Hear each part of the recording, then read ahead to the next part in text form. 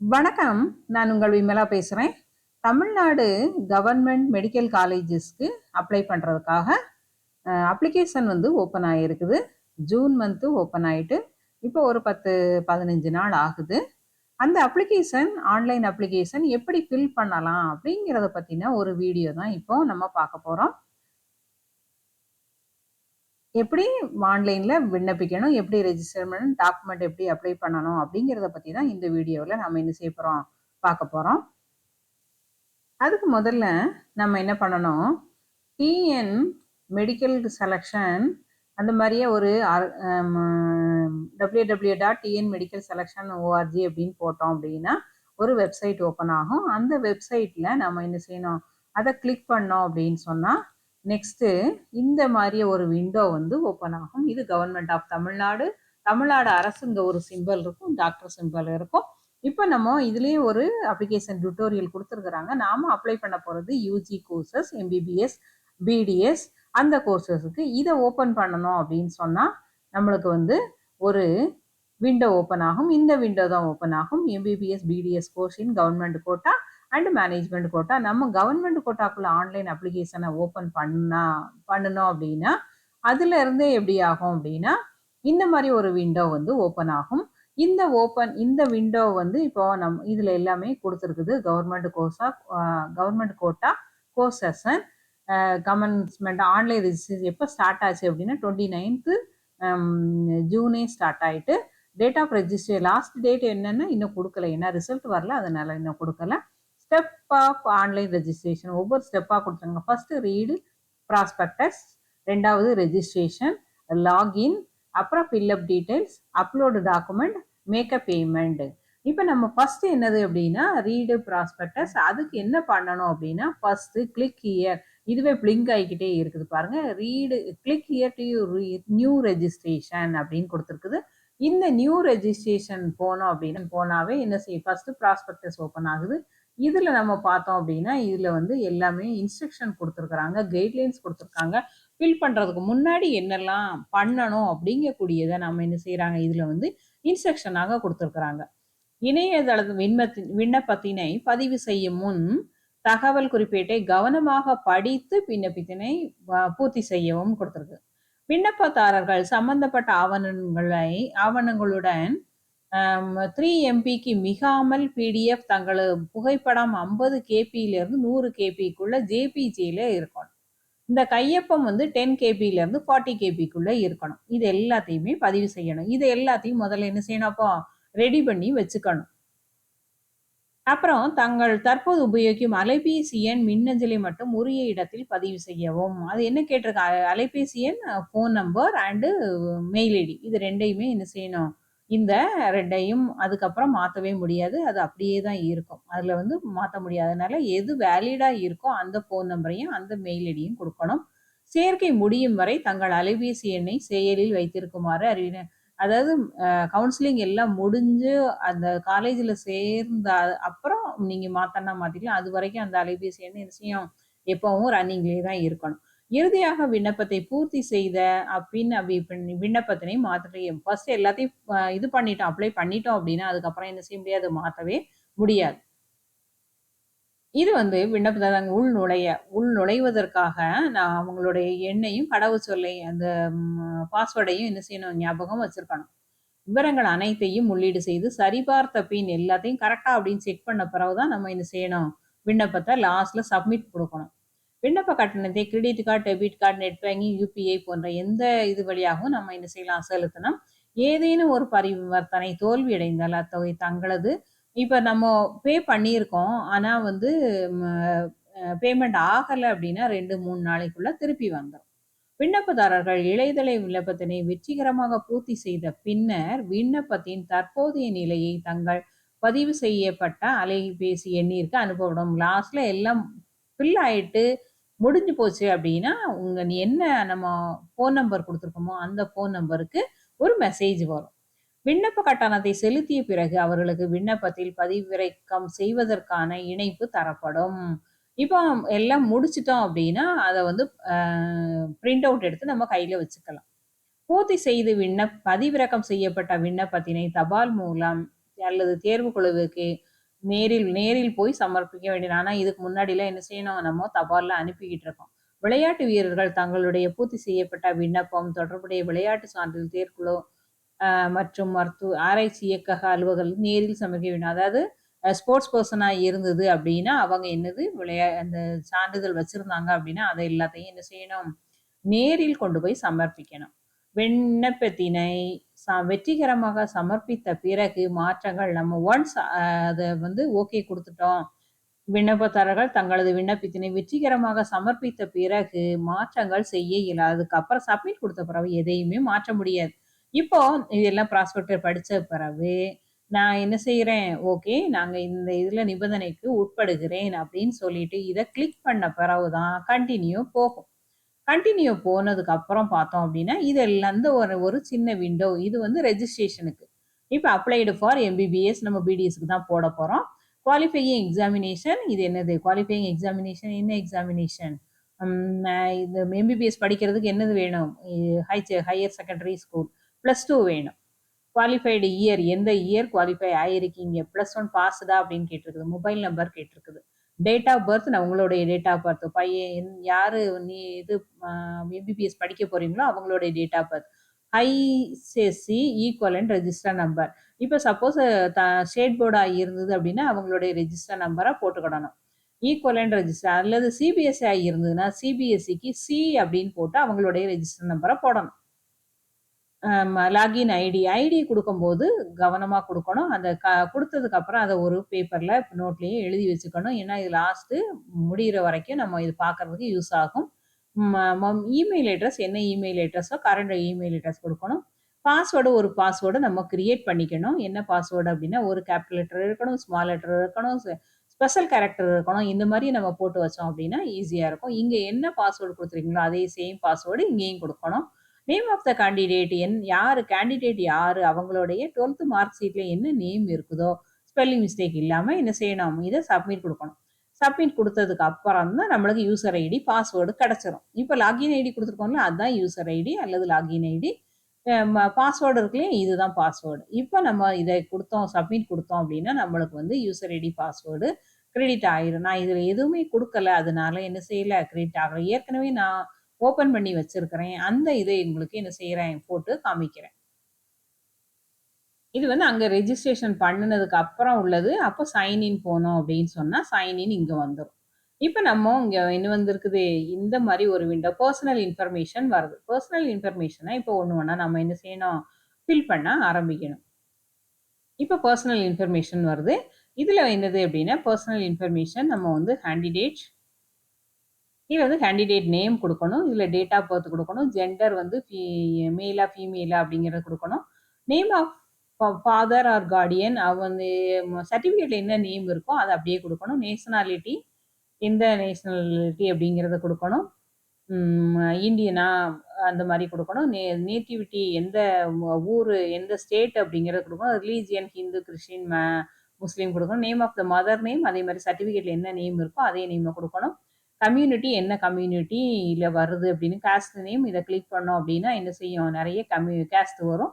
அந்த கேஸ்ட்டில் உங்களுடைய கேஸ்ட் எதுவோ அதை போடணும். பிளேஸ் ஆஃப் பர்த் எந்த ஊரில் பிறந்தீங்க அந்த பிளேஸ் கொடுக்கணும். ஆதார் நம்பர் அப்புறம் பிளட் குரூப்பு. இந்த Aadhaar number and candidate name Aadhaar number நீங்கள் ஒன்ஸ் கொடுத்து இது பண்ணிட்டீங்க அப்படின்னா அதுக்கப்புறம் இதை என்ன செய்ய முடியாது, சேஞ்ச் பண்ணவே முடியாது. இது எதெல்லாம் ஸ்டார் போட்டிருக்கோ அது இம்பார்ட்டண்ட்டு. இது ஃபில் பண்ணனாலும் பண்ணலாம், இல்லை அப்படின்னா ஃபில் பண்ணாமனாலும் விடலாம். Next community certificate. Community certificate issued எந்த டிஸ்ட்ரிக்ட், இஸ்யூட் தாலுக்கு எது, இஸ்யூயிங் அத்தாரிட்டி யார் அத்தார் பண்ணால், சர்டிஃபிகேட் நம்பர் எது அப்படின்னு கேட்டிருக்கு. டேட் ஆஃப் இஸ்யூ எப்போ எந்த டேட்டில், அந்த இதுலேயே ஒரு டேட் போட்டிருப்பாங்க அது. கம்யூனிகேஷன் அட்ரஸ் எந்த அட்ரஸ் அப்படிங்கிறது கொடுக்கணும். Village, taluka, district, state, country and pincode கவனமாக கொடுக்கணும். ஏன்னா பின்கோடு ஒரு நம்பர் மாறினாலும் மாறுறதுக்கு சான்சஸ் இருக்குது. இது இப்போ சேம் ஆஸ் கம்யூனிகேஷன் அட்ரஸ் அப்படின்னா இங்கே ஒரு கிளிக் பண்ணோம் அப்படின்னா இதே சேம் அட்ரஸ் இங்கே வந்துடும். அதை கிளிக் பண்ணிவிட்டு நெக்ஸ்ட் போனோம் அப்படின்னு சொன்னால் ஸ்பெஷல் ரிசர்வேஷன் இன்ஃபர்மேஷன். ஸ்போர்ட்ஸ் பர்சனாக இருந்ததுன்னா எஸ் கொடுக்கணும். எக்ஸ் சர்வீஸ் மேனாக இருந்தால் அப்பா அம்மா யாராவது மிலிட்ரியில் ஏதாவது இருந்தாங்க அப்படின்னா எஸ் கொடுக்கணும். பர்சன் டிசபிலிட்டி ஏதாவது ஊனமுற்றவங்களாக இருந்தா அப்படின்னா அதுக்கு எஸ்ஆ நோவா கொடுக்கணும். ஆர் யூ அப்ளைங் ஃபார் ஐஆர்டி வார்டு கோட்டா அப்படின்னு கேட்டிருக்குது. எஸ்னா எஸ்ன்னு கொடுக்கணும். இப்போ கொடுத்ததுக்கு அப்புறமா சேவ் அண்ட் ப்ரொசீடு இவ்வளோதையும் ஒரு பேஜில் ஃபில் பண்ணது அப்புறம் தான் சேவ் அண்ட் ப்ரொசீட் வரும். நெக்ஸ்ட் பேஜுக்கு என்ன செய்யும், இது மூவ் ஆகும். நெக்ஸ்ட் பேஜ் போனோம் அப்படின்னா இங்கே நம்ம முதல்ல கொடுத்தது அப்ளிகேஷன் நம்பர் வந்துடும், நேம் வந்துடும், இது எல்லாமே வந்துடும். இப்போ studied school study information, school எந்த ஸ்கூலில் படிச்சீங்களோ அந்த studies information. Studied 6th 7th 8th 9th 10th 11th 12th தமிழ்நாடா படிச்சிருக்கீங்களான்னு கேட்குது. எஸ்னா எஸ், நோனா நோ கொடுக்கணும். ஸ்டடீடு 6th to 12th தமிழ்நாடு கவர்மெண்ட் ஸ்கூலான்னு கேட்டிருக்குது. எஸ்னா கவர்மெண்ட் ஸ்கூலுனா எஸ்ன்னு கொடுக்கணும். கவர்மெண்ட் சிபிஎஸ்சி ஸ்கூல்னா வேற அதர் அப்படின்னு கொடுக்கணும், நோன்னு கொடுக்கணும். இப்போ ஸ்கூல் ஆஃப் ஸ்டடி எந்த கிளாஸ் 6 to 12 வரைக்கும் உள்ள கிளாஸை போடணும். இயர் ஆஃப் பாசிங் எந்த இயர் அப்படிங்கிறது போடணும். இப்போ 12th ஃபில் பண்ணிட்டீங்க அப்படின்னா அதுக்கு அடுத்து ஒவ்வொரு இயராக நம்ம குறைச்சிட்டே வந்துடலாம். Name of the school, name of என்ன ஸ்கூலு, ஸ்கூல் டைப் என்னது, டிஸ்ட்ரிக்ட் என்னது, ஸ்டேட் என்னது. ஒன்ஸ் நம்ம ஒரு காலத்தில் ஃபில் பண்ணினோம் அப்படின்னா இங்கே வந்து ஒரு மார்க் இருக்குது. இந்த பாக்ஸை கிளிக் பண்ணோம் அப்படின்னா apply 6th school நேமஸ் to all. அப்போ நம்ம இதை கிளிக் பண்ணிட்டோம் அப்படின்னா நம்ம என்ன ஃபர்ஸ்ட் கொடுத்துருக்கோமோ அதே இது எல்லா பக்கமும் என்ன செஞ்சிடும், கீழே காப்பி பேஸ்ட் ஆயிரும். இப்போ சேவ் அண்ட் ப்ரொசீட். இப்போ இதை சேவ் பண்ணி கொடுத்துட்டு நெக்ஸ்ட் ப்ரொசீடு போனோம். ப்ரொசீடு போனால் நெக்ஸ்ட் இது வரும், ரோல் நம்பர். இது வந்து என்னது அப்படின்னா நீட்ல உள்ள roll number, application number and number of attempt, எத்தனை அட்டம்ப்ட் நீட் யூஜியில் அட்டன் பண்ணியிருக்கீங்க அப்படின்னு கேட்குது. எந்த பிளேஸ் வேணும் அப்படின்னு கேட்டிருக்குது, எந்த பிளேஸில் எழுதுனீங்க அப்படின்னு கேட்டிருக்குது. அண்டர்கான் எனி கோச்சிங் சென்டர் போனீங்களா அப்படின்னு கேட்டிருக்குது. நோ அப்படின்னு கொடுத்தாச்சு. என் academic information, qualifying examination, MBBS எழுதணும் அப்படின்னா எம்பிபிஎஸ் சேரணும் அப்படின்னா என்ன qualification, +2 qualification. Name of the board சிபிஎஸ்சியா அல்லது கவர்மெண்ட் போர்டா ஸ்டேட் போர்டா அப்படிங்கிறத எழுதணும். குவாலிஃபையிங் எக்ஸாம் ஸ்டடி பிளேஸ், எந்த பிளேஸ் எந்த ஊர் அப்படின்னு கேட்குறாங்க. எனி ப்ரொஃபஷனல் கோர்ஸ் வேணுமா போட்டிருக்கீங்களா அப்படின்னா இல்லை. அது குரூப் கோட் என்னது, குவாலிஃபைடு இயர் என்னது, HSC or equal register number சிபிஎஸ்சியோட register number. Passed all the subject HSC equivalent examination in all attempt, number of attempt எத்தனை அட்டம்ப்டில் நீங்கள் பாஸ் பண்ணியிருக்கீங்கன்னு கேட்குறது. அதை ஃபில் பண்ணணும்.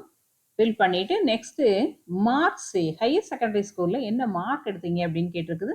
இது சப்ஜெக்ட், ஒவ்வொரு சப்ஜெக்டாக போடணும். ரெஜிஸ்டர் நம்பர், மந்த்து, இயரு, அப்புறம் மேக்ஸிமம் மார்க்ஸ் எல்லாத்துக்குமே 100 தான் வரும். இயரும் அதே மாதிரியா பாஸ் ஆயிருந்தீங்க அப்படிங்கன்னா ஒரே இயர் வரும், இல்லை அட்டம்ப்ட் அப்படின்னா இயர் வேற வரும். இந்த சர்டிஃபிகேட்ல என்ன மார்க் இருக்குதோ அந்த மார்க்கை போடணும். சேவ் அண்ட் ப்ரொசீட் இப்போ கொடுத்தோம் அப்படின்னா சேவ் அண்ட் ப்ரொசீட் நெக்ஸ்ட் போயிடும், நெக்ஸ்ட் கேட்டகரி போயிடும். இது அடிஷனல் இன்ஃபர்மேஷன். மதர் டங் என்ன அப்படின்னு கேட்டிருக்குது. தமிழ், இங்கிலீஷ், தெலுங்கு, மலையாளம் எந்த மதர் டங்கோ அதை போடணும். மீடியம் ஆஃப் இன்ஸ்ட்ரக்ஷன் என்ன மீடியம், சிபிஎஸ்சியில் இருந்தால் மேக்ஸிமம் இங்கிலீஷ் தான் மீடியம் இருக்கும். இப்போ ஸ்டேட் போர்டாக இருந்ததுன்னா தமிழ் மீடியமாக இருக்கும். பேரண்ட் ஆக்குபேஷன், அப்பாவோட வேலை என்ன அப்படின்னு கேட்டிருக்குது. வருஷத்தோட ஆனுவல் இன்கம், வருஷத்தோட இன்கம் எவ்வளவு அப்பா அம்மாவோடது அப்படின்னு கேட்டிருக்குது. நேட்டிவிட்டி சர்டிஃபிகேட் நம்பர் கேட்டிருக்குது. Resident certificate number கேட்டிருக்குது.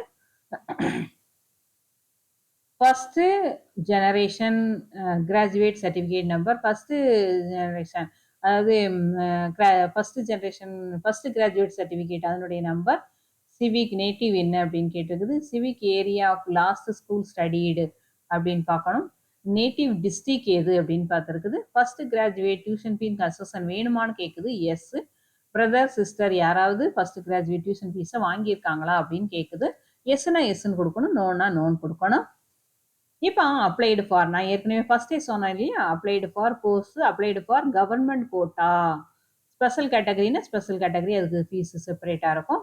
இது வந்து இப்போ 500 ரூபாய் இருக்குது. I am also willing to apply for MBBS management quota, management கோட்டாவும் நான் அப்ளை பண்ணுறதுக்கு ரெடியாக இருக்கிறேன் அப்படின்னா எக்ஸ்ட்ரா ஒரு 1000 rupees வந்து பே பண்ண வேண்டியதாக இருக்கும். அப்போ 1500 ரூபாய் பே பண்ண வேண்டியதாக இருக்கும். இங்கே கிளிக் பண்ணால் பே பண்ண வேண்டியதாக இருக்கும். இல்லை வேண்டாம் எனக்கு அப்படின்னா கவர்மெண்ட் கோட்டா மட்டும் போதுன்னா 500 ரூபாய் பே பண்ணால் மட்டும் போகிறோம். Are you willing to apply NRI கோட்டான்னு கேட்டிருக்குது. எஸ்னா எஸ்ன்னு கொடுக்கணும். Are you willing to apply under linguistic minority category. Linguistic மீனா லாங்குவேஜ், மலையாளமாக இருக்கலாம், இல்லை தெலுங்கு மைனாரிட்டியாக இருக்கலாம், இல்லை வேறு லாங்குவேஜஸ் மைனாரிட்டியாக இருந்தது அப்படின்னா நீங்கள் எஸ்ன்னு கொடுத்தீங்கன்னா சர்டிஃபிகேட் வந்து என்க்ளோஸ் பண்ணணும். R you willing to apply under minority category, religious minority, Christian minority, Muslim minority அந்த மாதிரியா இருக்கு இல்லையா, அந்த மைனாரிட்டி இருந்தது எஸ்ன்னு கொடுத்தீங்கன்னா அப்படி சர்டிஃபிகேட் என்க்ளோஸ் பண்ணணும். இன்னொன்று கொடுத்தீங்கன்னா தேவையில்லை. இப்போ நெக்ஸ்ட் போகிறவங்க சேவ், இதை சேவ் கொடுத்துட்டு ப்ரொசீட் நெக்ஸ்ட் போனோம். Save and refund bank account detail. இந்த பேங்க் அக்கௌண்ட் டீட்டெயிலில் நம்ம வந்து கேர்ஃபுல்லாக பண்ணணும். எந்த பேங்க் அக்கௌண்ட் வந்து லைவ்ல இருக்கோ அதுதான் பண்ணணும். பேங்க் நேம், எந்த பேங்க், இதை கிளிக் பண்ணால் நிறைய பேங்க் நேம் வரும். அந்த பேங்க் நேம்னா இதில் அதுவே வந்துடும். அப்போ ஐஎஃப்எஸ்சி கோடு, அந்த பேங்கோட IFSC code, reenter IFSC code, bank account number எது அப்படின்னு பார்க்கணும். ரீஎன்டர் அக்கௌண்ட் நம்பர் என்ன போட்டிருக்கீங்களோ அதை திருப்பி போடணும். Account holder name, account holder யார், அந்த பேங்க்கு அக்கௌண்ட் அந்த நம்பர் போட்டிருக்கீங்களோ அந்த நம்பர் வந்து யார் பேரில் இருக்குது அப்படின்னு கேட்டிருக்குது. இப்போ சேவ் அண்ட் ப்ரொசீட் நெக்ஸ்ட் போனோம். Next photo and signature. இப்போ இதில் தான் நம்ம என்ன செய்யணும், நம்ம சர்டிஃபிகேட் எல்லாம் ரெடி பண்ணி வச்சுருக்கோம் இல்லையா, அதை எல்லாத்தையும் அப்லோட் பண்ணணும். இப்போ அப்லோட் ஃபோட்டோகிராஃப்னு கேட்குது. செலக்ட் ஃபோட்டோ கொடுத்தோம் அப்படின்னு ஒரு விண்டோ ஓப்பன் ஆகும். விண்டோ ஓப்பன் ஆச்சு அப்படின்னா அந்த ஃபோட்டோ நம்ம சேவ் பண்ணியிருக்க இடத்துல இருந்து இதை போடணும். இப்போ இந்த upload photograph, passport size photo, signature, left thumb impression, இது எல்லாமே எங்கே வரும் அப்படின்னா நம்மளுக்கு வந்து ஜேபிஜே ஃபார்மெட்டில் இருக்கணும். இந்த நாலும் எதில் இருக்கணும், ஜேபிஜி ஃபார்மெட்டில் இருக்கணும். ஃபோட்டோ வந்துன்னா இப்போ ஃபோட்டோ கரெக்டு அந்த கேபிக்குள்ளே இருந்தது அப்படின்னா அப்லோட் ஆயிரும். இல்லை அப்படின்னா இந்த கேபிக்குள்ளே இல்லை, திருப்பி ரீசைஸ் பண்ணுங்க அப்படின்னு வரும். அப்போ நீங்கள் ரீசைஸ் பண்ணி உள்ளே அப்லோட் பண்ணிக்கலாம். அப்புறம் போஸ்ட் கார்டு சைஸ் ஃபோட்டோ, இதுவும் அப்படி தான். போஸ்ட் கார்டு சைஸு இதை வந்து ரீசைஸ் பண்ணி நம்ம என்ன செஞ்சுக்கலாம், அப்லோட் பண்ணிக்கலாம். செலக்ட் சிக்னேச்சரை அப்லோட் பண்ணணும். அதுக்கப்புறம் left thumb impression, left right இல்லை, லெஃப்ட் தம்ப் இம்ப்ரெஷன், இந்த லெஃப்ட் தம்ப் இம்ப்ரெஷனை நம்ம என்ன செய்யணும், அப்லோட் பண்ணணும். இதுவும் அந்த கேபிக்குள்ளே இருக்கணும். அதுக்கடுத்து பிலோ அட்டாச்மெண்ட் இன் பிடிஎஃப் ஃபார்மேட். பிடிஎஃப் ஃபார்மேட்டில் நெக்ஸ்ட் எல்லா அட்டாச்மெண்ட்டும் இருக்கணும். எஸ்எஸ்எல்சி மார்க் ஷீட், இந்த ஸ்டார் போட்டிருக்கிறது எல்லாம் நம்ம கண்டிப்பாக அப்லோட் பண்ணியிருக்கணும். ஸ்டார் போடாமல் இருக்கிறது நம்ம அப்லோட் பண்ணணும் அப்படிங்கிறது தேவையில்லை. எஸ்எஸ்எல்சி மார்க் ஷீட்டு நம்ம ஏற்கனவே வாங்கியிருக்கோம், அதை அப்லோட் பண்ணணும். +1 மார்க் ஷீட்டு இதில் இருக்காது, அதனால் அப்லோட் பண்ண வேண்டாம். HSC mark sheet, higher secondary mark sheet பிடிஎஃப்ல என்ன செய்யணும், அப்லோட் பண்ணணும். இப்போ அப்லோட் பண்ணணும். ஹையர் செகண்டரி இது ஸ்டார் இருக்குது. ட்ரான்ஸ்ஃபர் டிசி சர்டிஃபிகேட், டிசி இருக்கும். நீட் யூஜி அட்மிட் கார்டு, இதையும் என்ன செய்யணும், பிடிஎஃப்ல அப்லோட் பண்ணணும்.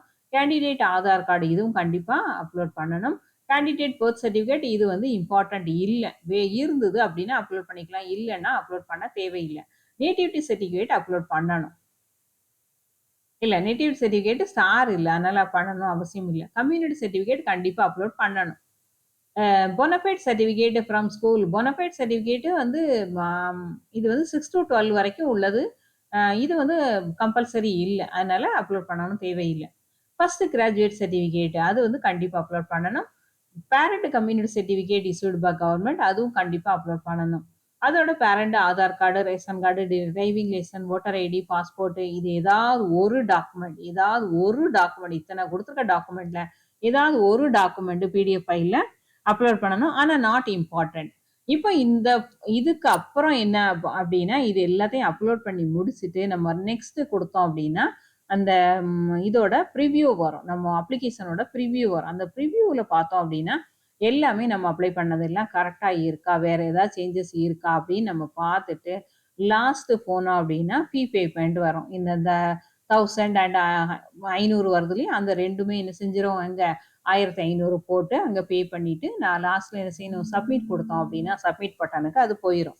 சப்மிட் பண்ணுறதுக்கு அது போயிடுச்சு. அப்படி சப்மிட் ஒன்ஸ் கொடுத்தாச்சு அப்படின்னா உங்களுடைய மொபைல் ஃபோனுக்கு என்ன செஞ்சிடும், ஒரு மெசேஜ் வரும், உங்களுடைய அப்ளிகேஷன் வந்து சக்ஸஸ்ஃபுல்லி சப்மிட்டட் அப்படின்னு ஒரு இது மெசேஜ் வந்துடும். அதுக்கப்புறம் நம்ம என்ன செய்யலாம், அந்த இதை வந்து எடுத்து இது பண்ணிக்கலாம். ஓகேவா? எஸ், இது வரைக்கும் உள்ள எப்படி அப்ளை பண்ணணும், எப்படி ஃபில் பண்ணணும் அப்படிங்கக்கூடியதை நான் வந்து தெளிவாக விளக்கியிருக்கேன் அப்படின்னு நினைக்கிறேன். வீடியோ பிடிச்சிருக்கோன்னு நினைக்கிறேன். லைக் பண்ணுங்கள், ஷேர் பண்ணுங்கள், சப்ஸ்கிரைப் பண்ணுங்கள். அடுத்த வீடியோவில் உங்களை சந்திக்கிறேன். நன்றி, வணக்கம்.